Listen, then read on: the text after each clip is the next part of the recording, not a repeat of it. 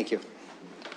Colleagues, I seem to have a croquet mallet, I believe it's called, instead of my regular gavel. I'm not sure if this happens to everyone with 2 meetings to go. Hopefully mine turns up sometime between now and November the 30th. Just before we begin the meeting, I want to recognize that the City of London is committed to making every effort to provide alternate formats and communication supports for council, standing committee, and advisory committee meetings, as well as information upon request. To make a request for any city service, please contact accessibility@london.ca or 519-661-2489, extension 2425. And if there's anyone here in attendance that would like some assistance, if you get the attention of either myself or one of our clerks, then we'll do every effort that we can today as well. Just before we begin, let's actually work our way through the system limitations. Let's look for any declarations of pecuniary interest. Councillor Turner. Sorry, Your Worship, I don't have it right offhand, but with respect to the request for the delegation on fluoride, I declare a conflict because my boss was brought into that with the Middlesex London Health Unit. So I'll declare a conflict there. Okay, anyone else? Okay, thank you. So with no further ado, colleagues, please welcome Jenna Goldsack to Council Chambers. Jenna is a grade 11 student at Catholic Central, where she is in the Music Extension program. She's a member of CCH's award-winning chamber concert and ladies choir. Jenna enjoys giving back to her community through service and through volunteering. She volunteers at many organizations across London, including Ronald McDonald House, L'Arche, and this past summer at the Ontario Summer Games. Thank you to Councillor Usher for introducing us to Jenna and for inviting her to Council Chambers this evening. When Jenna is not volunteering or singing, she also enjoys cross-country running as well as soccer. So colleagues, attendees, staff, please rise for the singing of the national anthem. Oh, Canada, our home and native land, true patriot love in all of us command. With glowing hearts we see thee rise, the true north strong and free. From far and wide, O Canada, we stand on guard for thee. God keep our land glorious and free. O Canada, we stand on guard for thee. O Canada, we stand on guard for thee.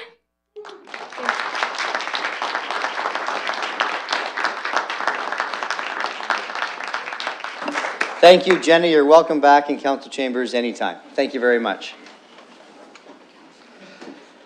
Okay, colleagues, let's work our way through the agenda. There are no recognitions this evening, and there is no review of confidential matters to be considered in public. So let's move then into closed session for the reasons that are outlined on the agenda. I don't believe there are any additional matters. So this is all part of the public agenda posted online and printed and available for people here at the chamber. I'll look for a motion then to go to Committee Room 3 for that closed session portion of the meeting, moved by Councillor Van Hol, seconded by Councillor Usher. Let's wait for that to come up on screen. Let's call the question. We are voting.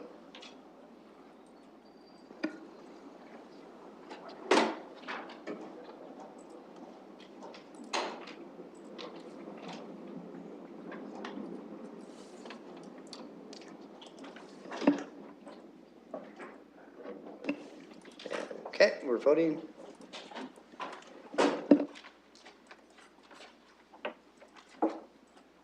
Closing the vote, and the motion carries 13-0. Okay, members of the public, we will resume this public portion of the meeting no later than 5:15. I expect it to be earlier than 5:15. It's just a little bit difficult to predict.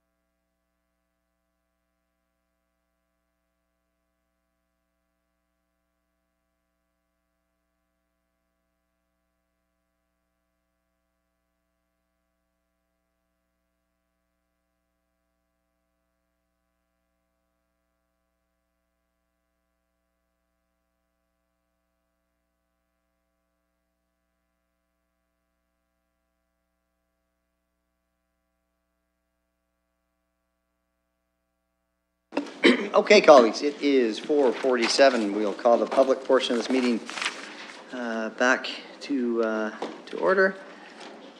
Let's work our way through the agenda. Look for confirmation and signing of the minutes of the previous meetings. That's 5.1, 18th meeting held on October 16th, 2018. A lot has happened since then. Moved by Councillor Usher, seconded by Councillor Park. Any discussion? Okay, we'll call the question on screen.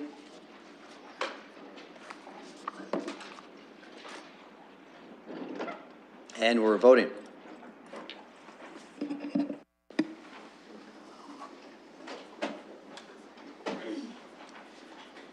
Closing the vote, the motion carries 13-0. 6.1, this is communications and petitions. Looking for a referral to clause 2.1 of the 16th report of the Planning and Environment Committee for the letter from Jay Granger. Moved by Councillor Zaifman, seconded by Councillor Ridley. Any discussion? Okay, we'll call the question.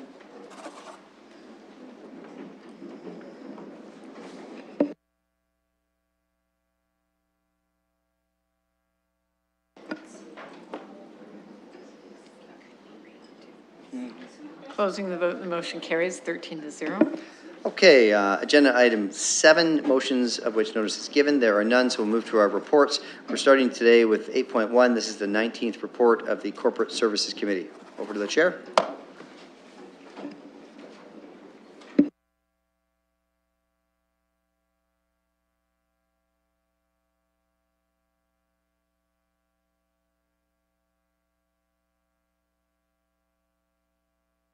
Okay, I will put the entire report on the floor.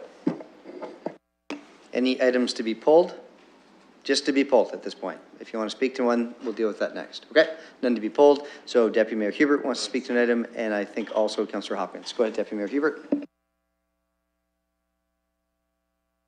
Well, thank you, Mr. Mayor. I would be remiss if I didn't rise to speak to item number 5 or 2.5, the city's credit rating. As Chair of Audit, I'd like to invite you all to a very important meeting at noon tomorrow, which is the Audit Committee meeting. It's one of the more exciting ones, and we've got some really good stuff to have at that meeting. But I do want to extend my congratulations to our treasurer for outstanding work over the last year, but not just to her and to her staff who work so diligently on this, but to our entire senior leadership team, because to get a AAA rating, which many municipalities do not have for as long as we've had it, it takes discipline. And it takes discipline and it takes dedication and determination, not just at budget time, but on a daily basis. So every day that staff come to work and look at their budgets and deal with their operational demands of their area, so there's always more demand than there is cash to service demand, but they have been very disciplined and determined to keep our fiscal house in order. That saves us money on an annual basis. That saves us money over the long haul and keeps us in good shape. So I do extend my congratulations, of course, to our city treasurer, but also to the entire senior management team that make it happen on a day-to-day basis. Thank you very much. Thank you, Deputy Mayor Hubert. And I will say that just anecdotally in passing, I spoke with one of the professionals and they said it was possibly even better this time than the last treasurer, when the last treasurer had carriage of it. And I don't know what to read into that. I didn't ask for identification, but I took it as fact, certainly. Councillor Hopkins. Thank you, Your Worship. I would like to make a comment on number 7, 2.7 on my letter that I submitted to Corporate Services. And I want to thank my colleagues for allowing me to represent the City of London at the Large Urban Caucus AMO board, and we did have our first meeting in September, and we will be following up with the second meeting. I know at the time in September we weren't even sure if we were going to be around and following through, and I am very pleased to represent the City of London at our next meeting, which will be in a few weeks.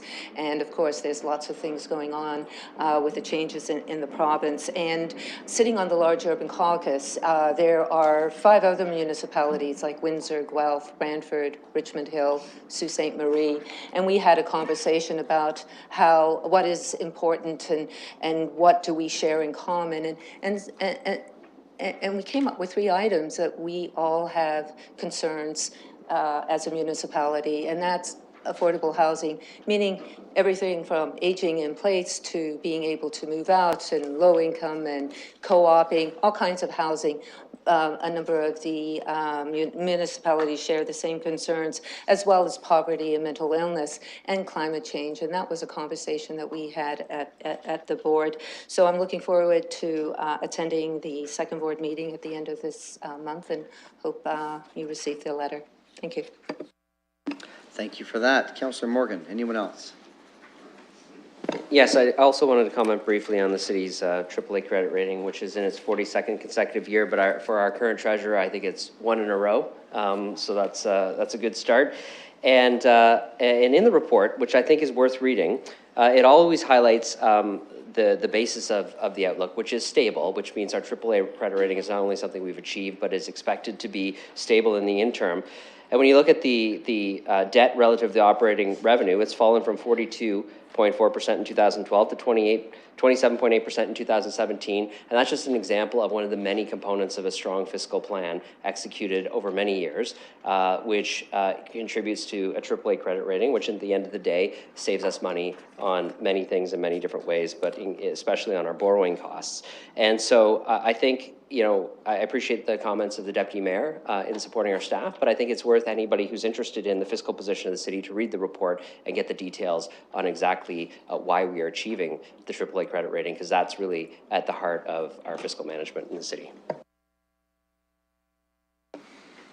And to summarize, you're batting 1,000, which is pretty good in baseball. Councillor Turner.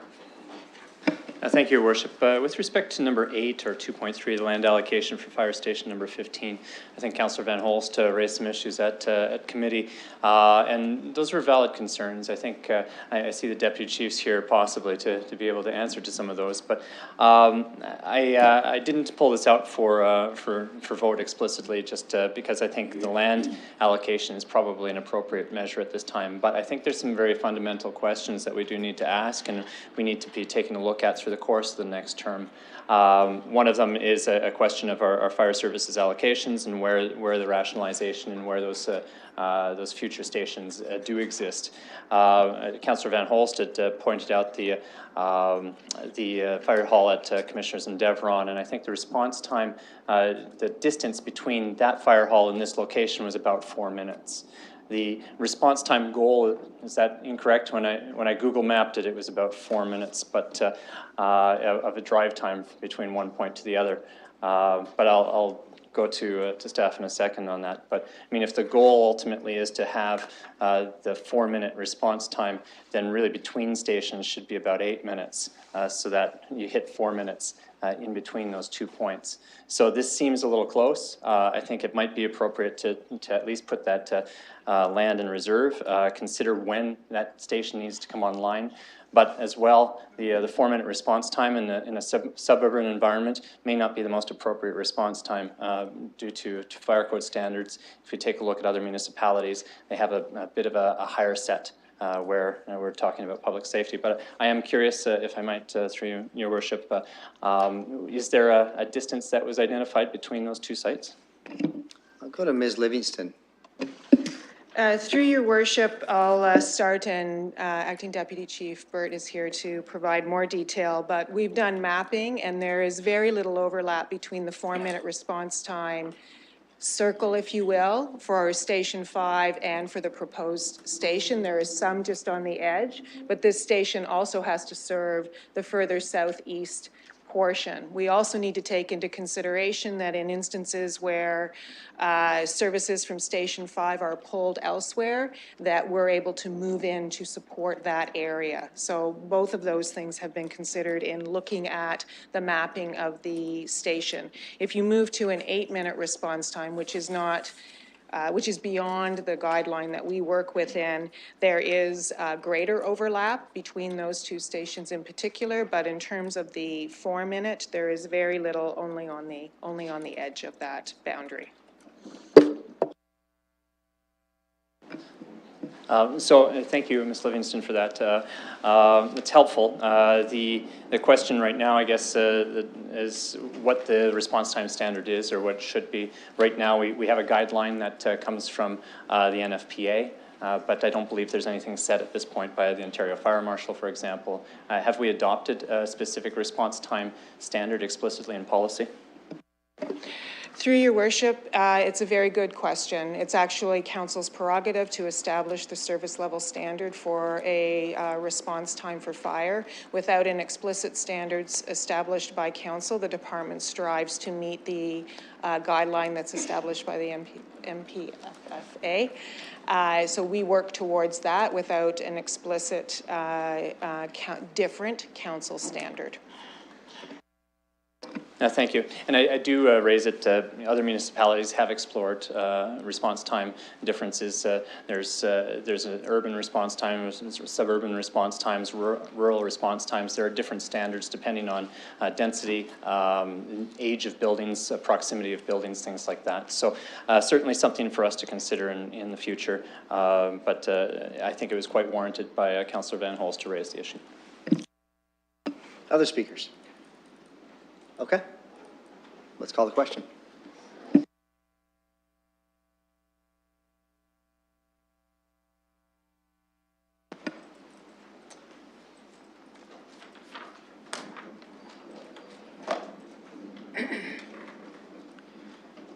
Closing the vote, the motion carries 13-0.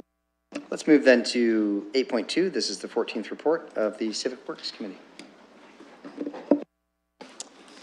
Thank you, Mayor Brown. I have not heard from any of my colleagues about any concerns with anything being pulled. Sorry, 9 for the conflict. And I did want to make a comment on 8, which is 3.1. We had a scheduled presentation from the Transportation Advisory Committee.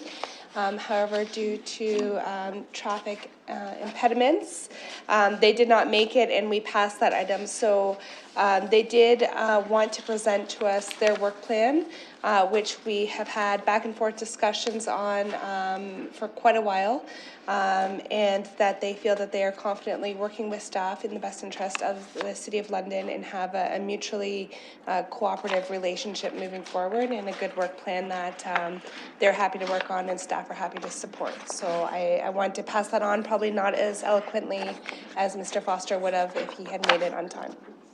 So if we can do them all together except for 8. Okay. Any speakers? 9. There are no speakers, so let's call the question.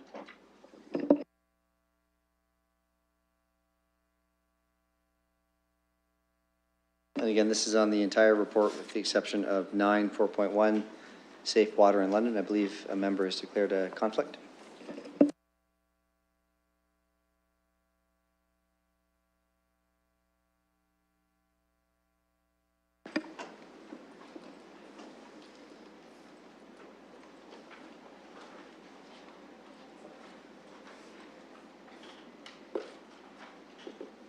Closing the vote, the motion carries 13-0.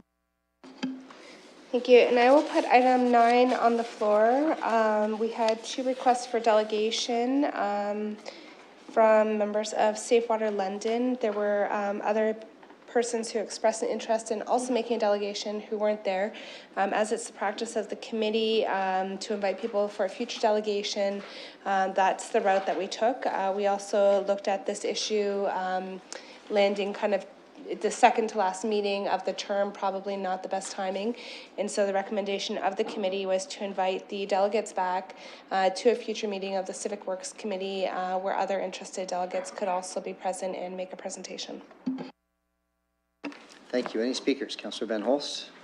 Thank you very much, Your Worship. Just maybe a little foreshadowing on this. A great deal of research has been done in the last 5 years, particularly some high-quality research from the University of Toronto as recent as October 10th. I'm gonna give you a bit of leeway here, but this is a specific recommendation on a delegation where this will be debated at a future meeting.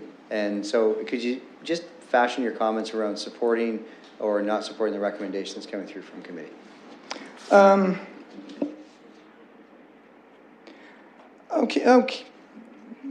Okay, Your Worship. Well, then I have just perhaps a slight concern about pushing it off, simply because some, like I said, research from U of T connecting the fluoride, not necessary fluoridation, but consumption of fluoride by pregnant mothers with linking that to the cognitive damage in their children, both loss of IQ and also symptoms of ADHD. So if there are pregnant mothers, they might want to consider reducing their fluoride intake by...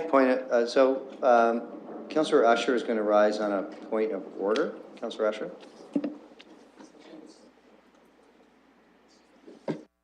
Mr. Chair, this is simply a request for delegation status, and all we did, we referred it to the next council. There were no details given at all. So why are we bringing up details here? Yeah, I tend to agree with the Councillor Van Holst. It does feel to me from the chair as if you're entering into a debate, and this is a discussion that is going to be occurring should this pass at a future committee meeting before council. And so there are individuals who have indicated they'd like to speak to us about a matter.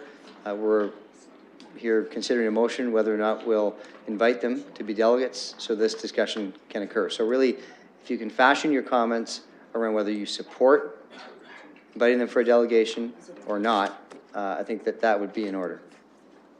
Okay, thank you, Your Worship. My apologies to the committee. I encountered a piece of information. I thought it was worthy of the public's knowledge, but I certainly support a delegation, and I think the timing was would be good as suggested by the chair.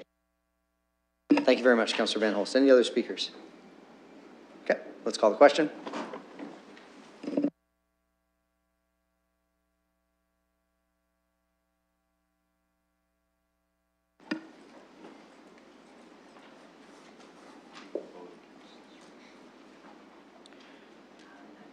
Closing the vote, the motion carries 12 with 1 recuse. Thank you very much, Chair. Okay, let's move then to the 16th report of the Planning Advisory Committee. Your Worship, I think number 11 and 13 need to be pulled. I don't know of any others. I would look to my colleagues. Seeing none, I would put the balance on the floor. Any speakers? Councillor Zafman.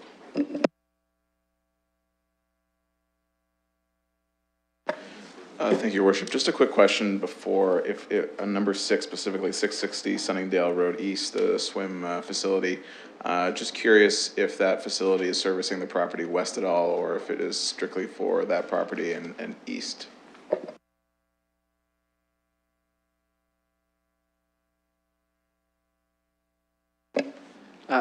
Sorry, through Your Worship, I don't have that information in front of me right now, but I will get that to you.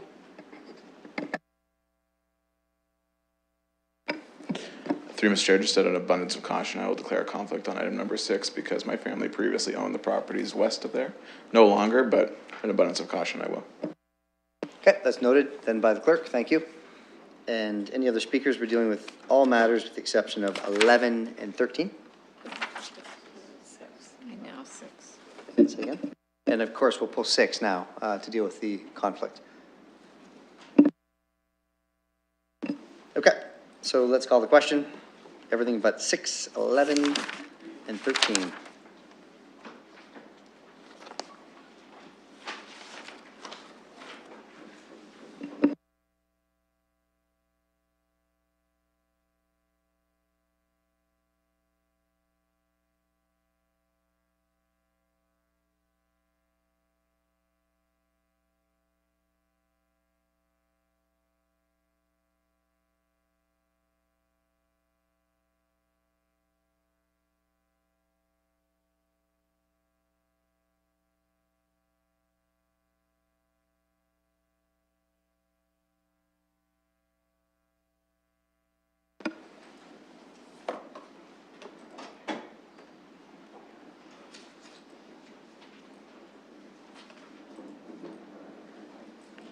Closing the vote, and the motion carries 13-0.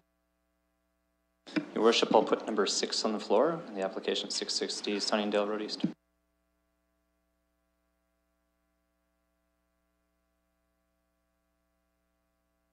Okay, any speakers on 6? There's been a conflict declared.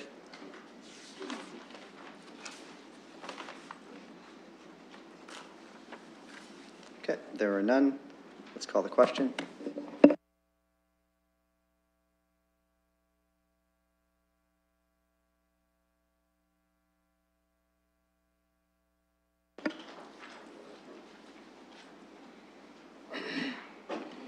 Closing the vote, and the motion carries 12 with 1 recuse.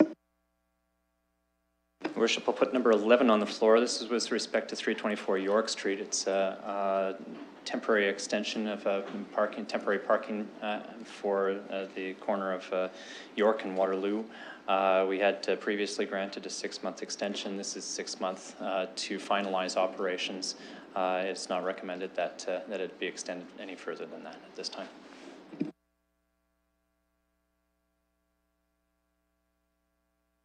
Okay, if I recall correctly, at committee, there were 2 parts to the recommendation. They were split. I'm just looking for members to see if there's an interest in having those dealt with separately. Okay, so we'll deal with A and then B.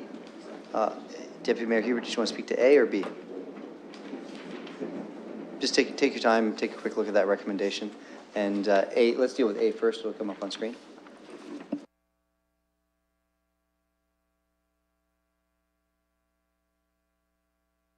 Okay, and Deputy Mayor Hubert is going to speak to Part A.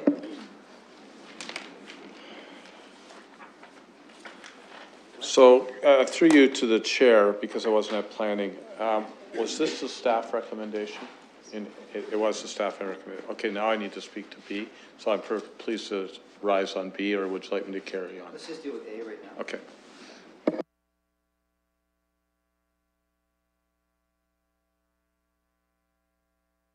Okay, so A will come up on screen. Just take a quick read if you need to before I look for any additional speakers. Councilor Rusher? I need to ask a quick question just so that I could understand what my colleague just said. This is a new 3-year extension that is being asked for.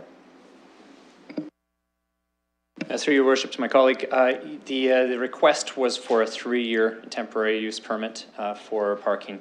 The recommendation was that it be refused, that it did not fit within the downtown parking strategy for further extension. The recommendation coming from staff and was passed by committee was for a 6-month extension to allow the users of that parking lot time to be able to wind down service. Okay. Yeah, so essentially, Was Councillor... there a previous 6-month extension? Yeah, so essentially, Part A is to refuse the application. Right. Part B is to provide I understand. 6 months. What I want to get at, though, is that there was a 6-month extension given previously. This request was over and above the 6 month, that 6 month. Thank you, through your worship. It's a good question. What had happened when this came to committee previously was prior to the completion of the downtown parking strategy. At that point, a 6-month extension was granted because some site plan improvements had not been made during the entire time that parking lot had been in existence. The 6-month extension was to provide them the opportunity to do so. During the application period, when they came back, they were advised that due to the implementation of the parking strategy downtown, it would be highly likely that staff would not recommend a continuation of parking on that site. And so that brings us to the end of that 6 months and to this point, period where the recommendation is as you see it before you. I'd look through your worship to see if planning staff had anything to add. I hope I'm reflecting it accurately. I think that was a very complete summary. Any other questions, Councillor Usher? I just wanted to make sure that I read this report properly because I didn't want to think that they were asking for an additional 6 months, 3 years, and we are changing, as far as I know, we are changing that 3 years to 6 months. It has nothing to do with the previous 6 months. Any other speakers on A? Okay, let's call the question on A. We are voting.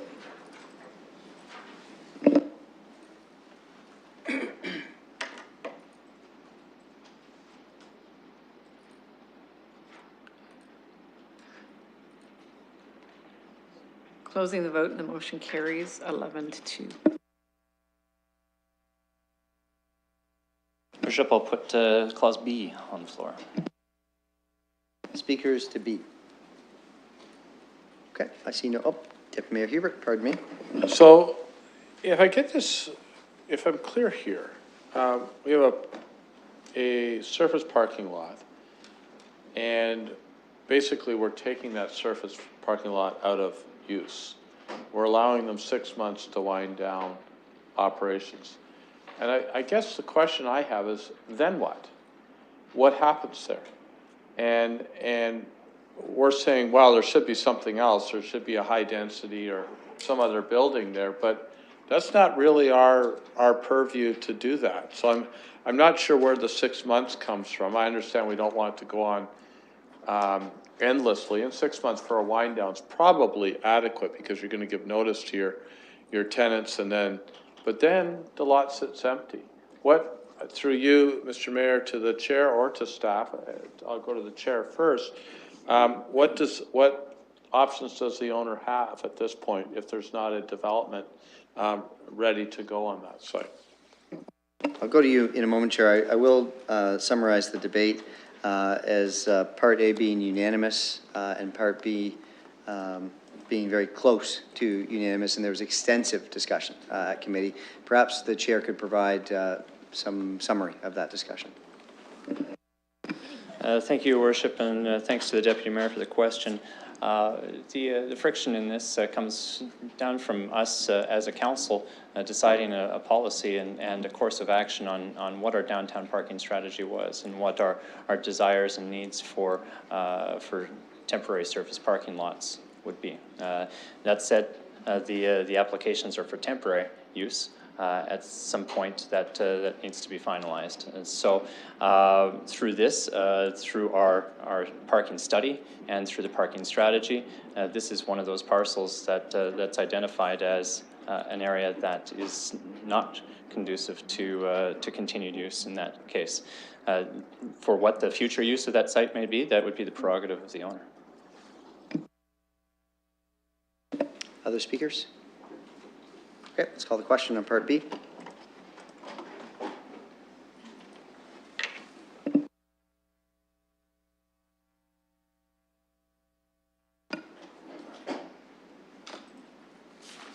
Excuse me.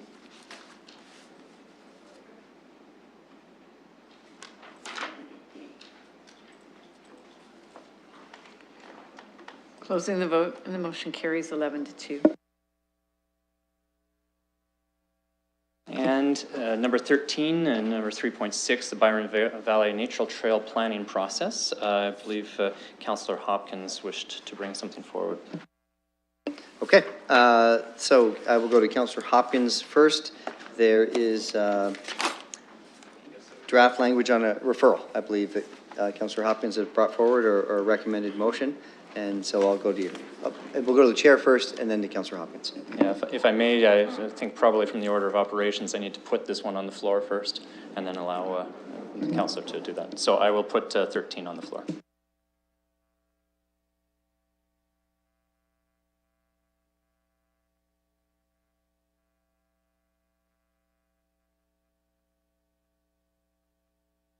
Okay, thank you. So that's on the floor. I'll go to Councillor Hopkins. Thank you, Your Worship. And as you can see, I did not support the motion that was at planning.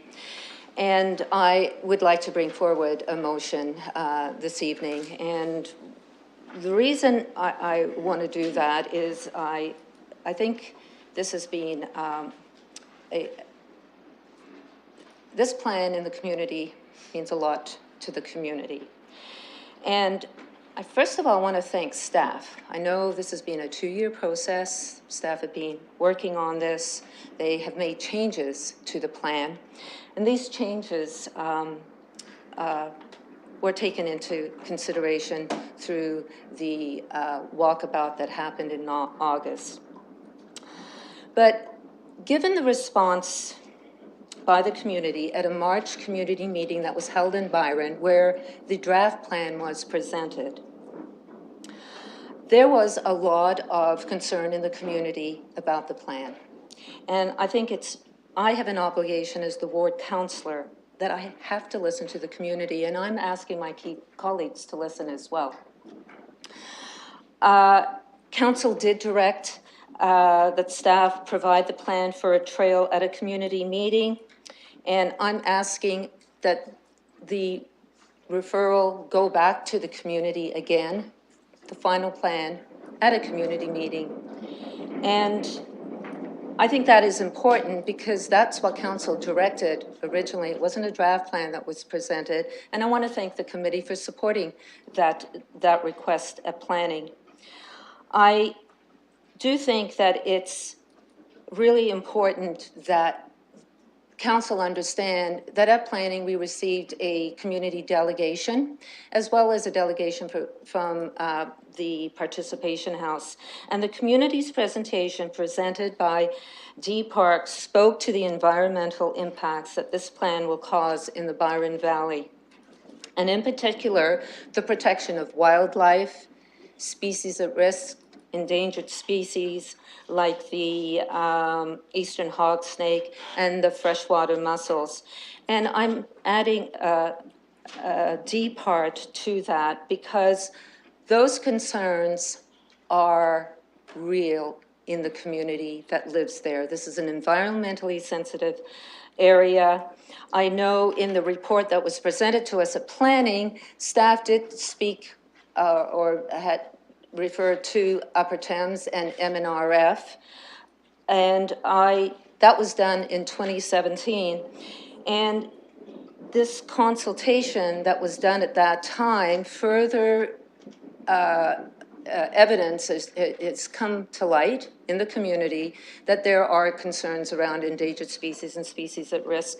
So I am inviting in my clause D that Upper Thames and MNRF come with and provide updates and comments to planning, given the concerns in the community.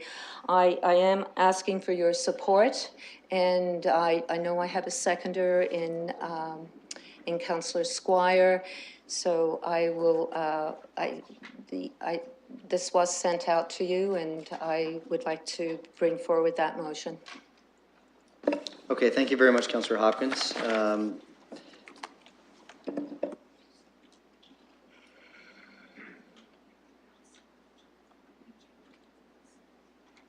So you can see that there are a number of things in the sheet that is on our desks. The amendment is C and D, and we're going to speak to C and D right now at this time. So this is a motion to amend. It's been moved by Councillor Hopkins. It's been seconded by Councillor Squire. And if there's nothing else at this time, Councillor Hopkins, I will provide you an opportunity to sum up. I'll look for other speakers. I have Councillor Park. Go ahead.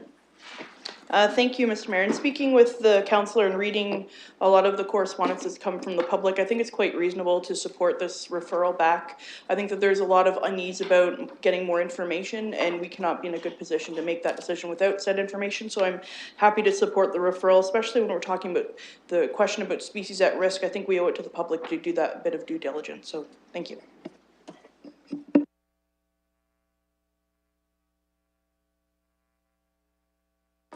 Thank you, Mr. Mayor. Just through you to our staff, I'm just curious, not being as familiar with the file as the council for the area, regarding the species at risk or potential species at risk that seem to be of concern.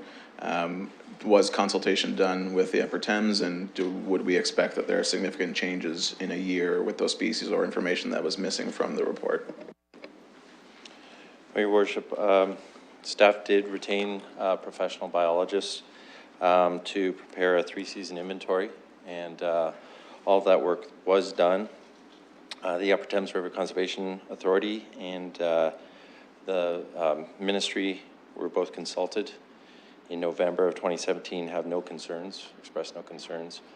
We think that the due diligence has been done, and that's the basis for the trail plan that's being recommended. Thank you, Mr. Mayor, and through you, thank you to our staff for that answer. So if I might, through you to the councillor, what might be hoped of referring this back, an amendment, if there are no concerns that we've heard as of now from the ministry and from the Upper Thames? I understand wanting to try and have more community input in something that's more appealing to the broader community, but sometimes that may not always be possible to everyone. So I'm just curious what we might try to get out of this process. Thank you for your question. So the comments were made in 2017 to staff. Since then, the community has had concerns about species at risk, endangered species in the area. And an update to planning, making sure that the reviews have been done, updated reviews, updated reports to planning, is information that I think is needed in this environmentally sensitive area. Looking for any other speakers on the amendment. Councillor Van Holst. Thank you very much. This is a question through to your staff. So potentially we'll have these this update on the endangered species. At what point would we decide whether to go forward with the trail or not? Go forward with the trail.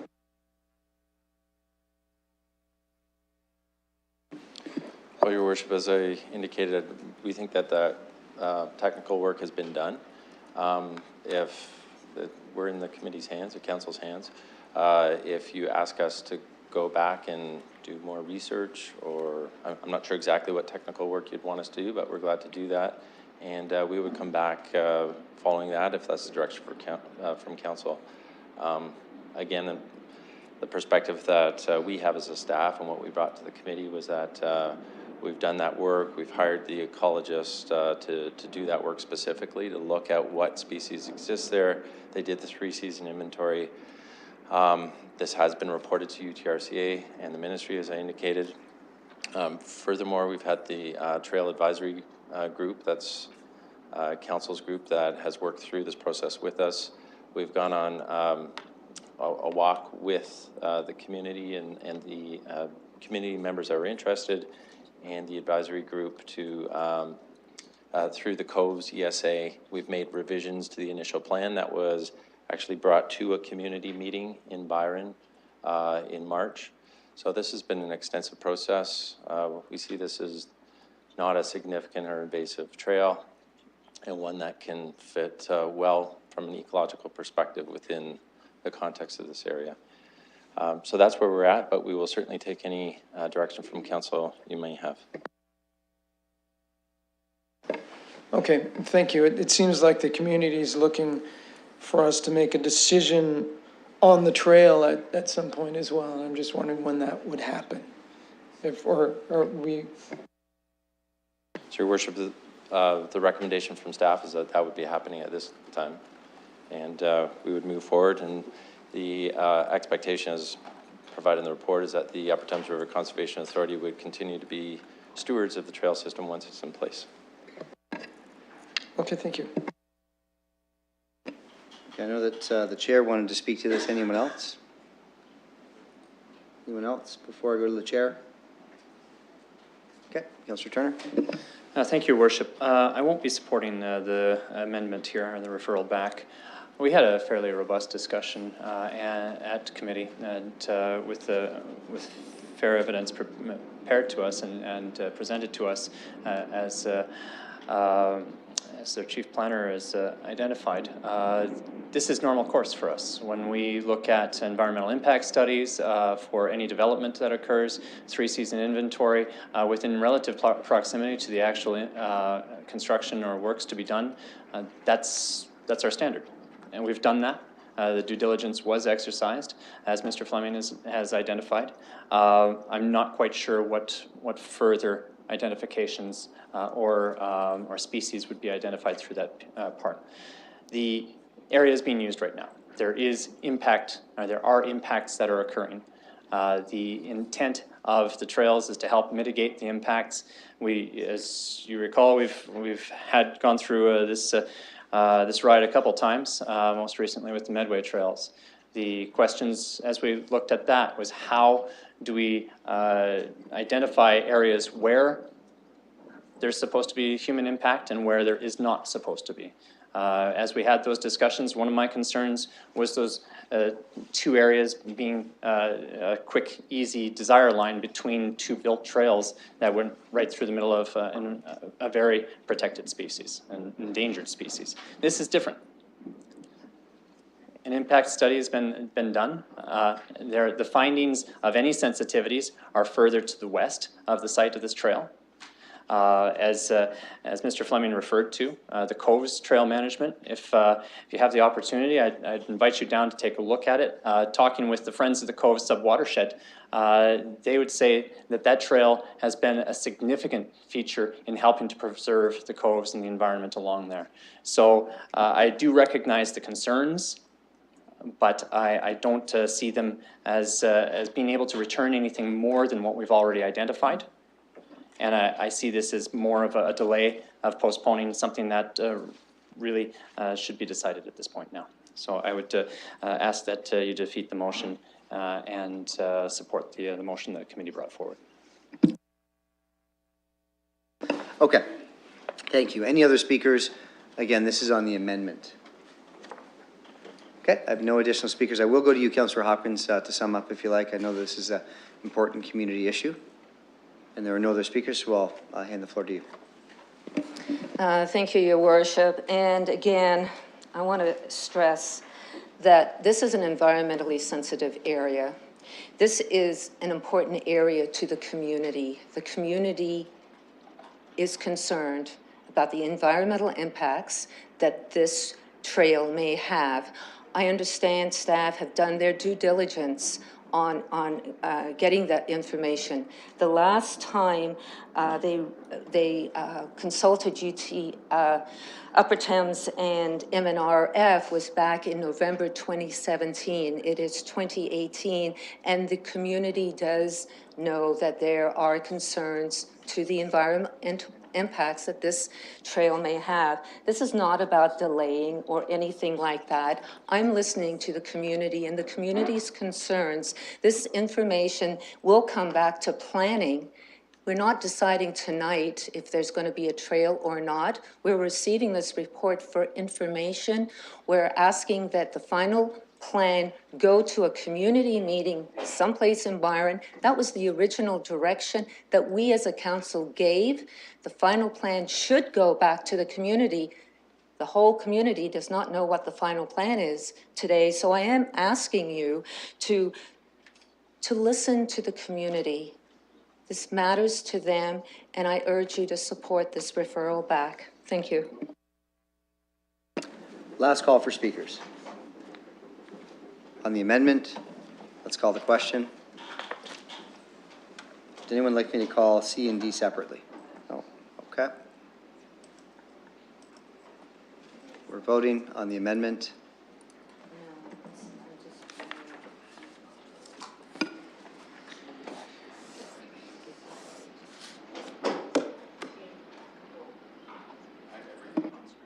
Councillor Zafman has everything on screen, so let's just double check that. This is the amendment only, C and D is what we're voting on.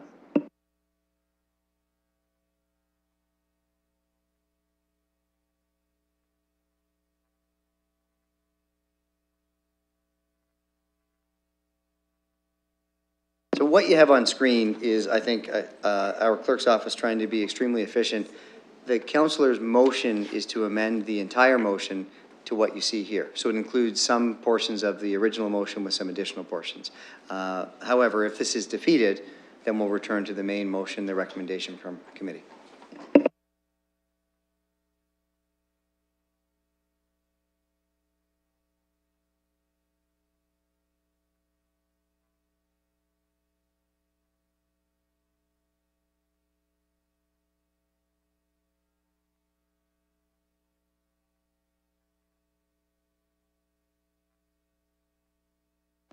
Closing the vote, and the motion carries 8-5. 8-5.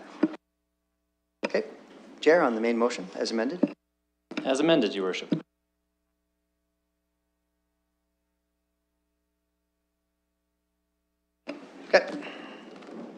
discussion? Wait for that to come up on screen.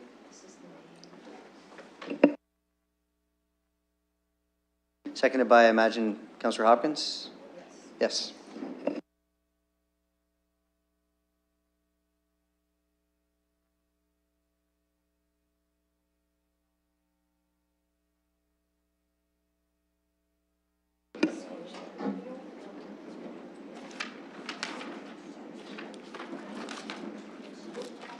Closing the vote, and the motion carries 11-2.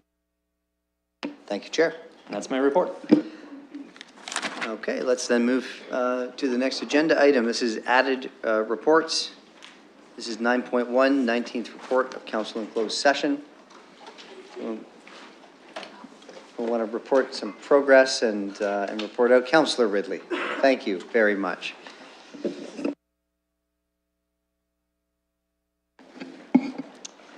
Thank you. It is my pleasure to let people know that your council in closed session reports. Number one, the execution of a collective agreement for the London Professional Firefighters Association, January 1, 2011 to December 31, 2019. That as a procedural matter pursuant to Section 239(6) of the Municipal Act 2001, the following recommendation be forwarded to council in closed session for the purpose of considering whether the recommendation should be forwarded to council for deliberation and a vote in public session. That on the recommendation of the Managing Director of Corporate Services and Chief Human Resources Officer, the Civic Administration be directed to undertake all administrative acts that are necessary in order for the Mayor and City Clerk to obtain the necessary authorization to execute the collective agreement for the years 2011 to 2019, appended as Appendix B to the staff report dated October 30th, 2018, pursuant to the Memorandum of Agreement dated April 12th, 2017, between the Corporation of the City of London and the London Professional Firefighters Association.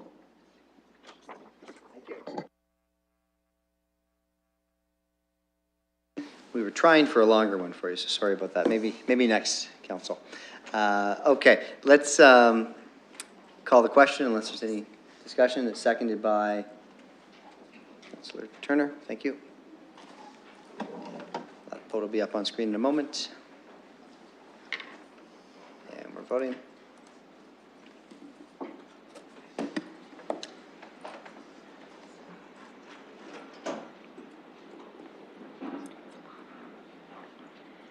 Closing the vote, the motion carries 13-0. Thank you again. Let's look for deferred matters. There are none. Inquiries. There are no inquiries. Emergent motions. No emergent motions. Let's then deal with the bylaws. This is bylaw 601 through to 610. Are there any addeds? We must have an added from that report out. Yes. Coming around. So this would be 611. Great. I don't think there are any conflicts, so we can deal with first, second, and third reading all together. Yep, go ahead, Councillor Helmer. You just pull 610 separately? Okay, so let's deal with all bylaws with the exception of bill number 610. Look for a mover. First reading, moved by Councillor Usher, second by Councillor Park. That'll be up on screen in a moment. We'll call the question.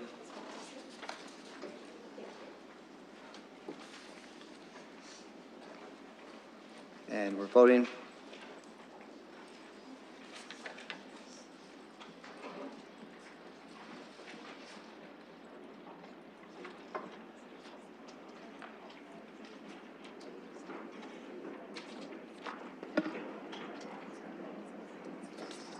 That's good, right?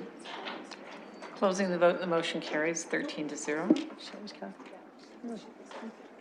Okay, let's do second reading. Any speakers? Moved by Councillor Zafman, seconded by, thank you very much, Councillor Cassidy.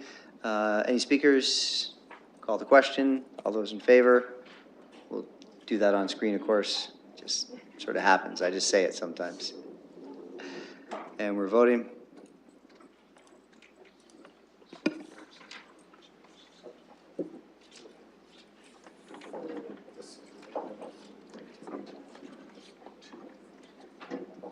Councillor Hopkins.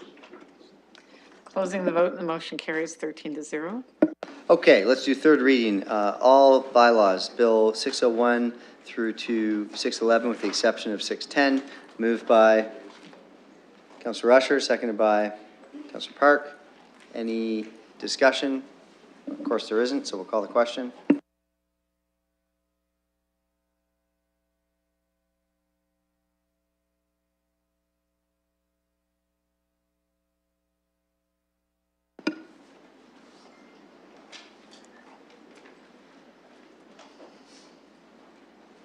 Closing the vote, the motion carries 13-0.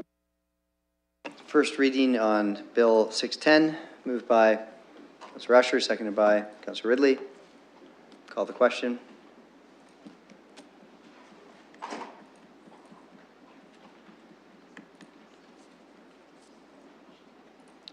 And we're voting.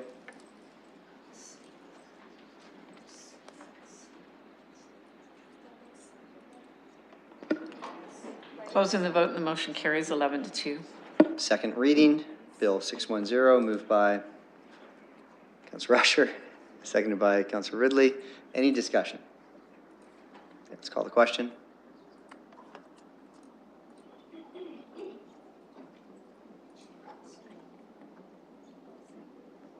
And we're voting.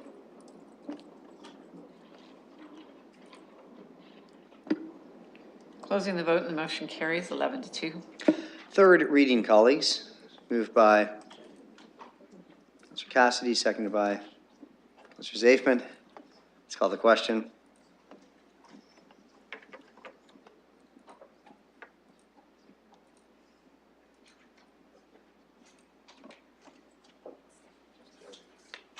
And we're voting.